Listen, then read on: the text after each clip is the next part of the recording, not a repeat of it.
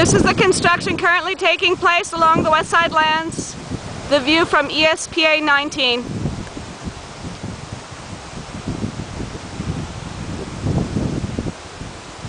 A lot of augmentation of the grading has taken place. A lot of cut and fill. They've been working the weekends on these lands. They're not taking any time with this one. They're rushing it right through as fast as they can.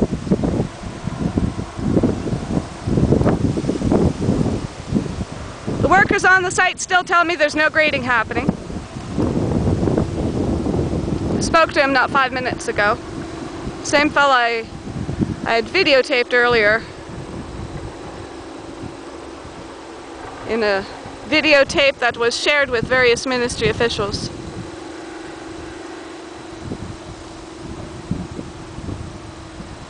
This is really unacceptable.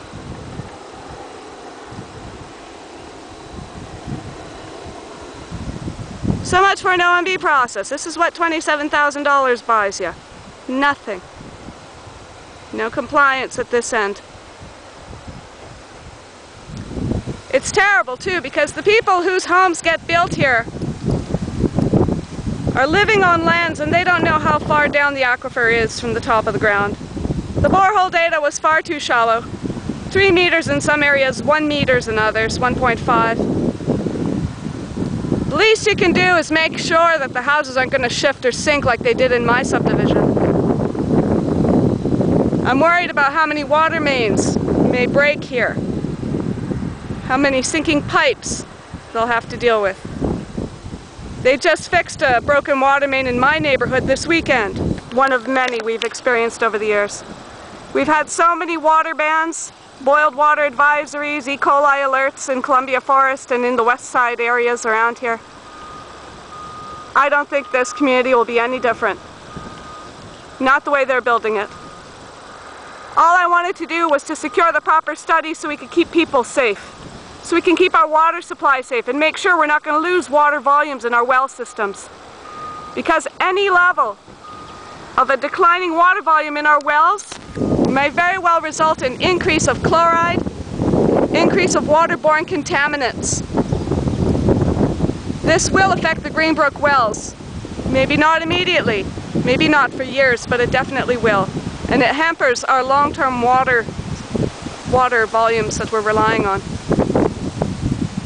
The water gathered in these areas helps to support the second largest food belt in Ontario.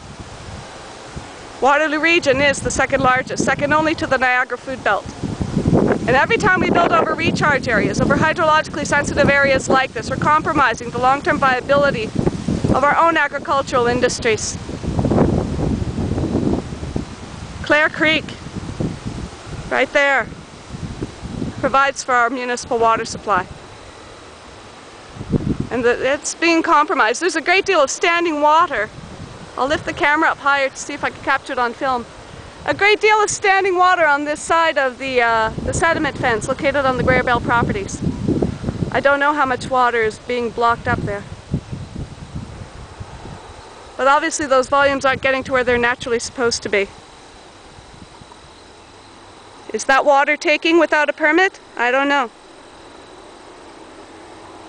The thing is, the GRCA condoned this.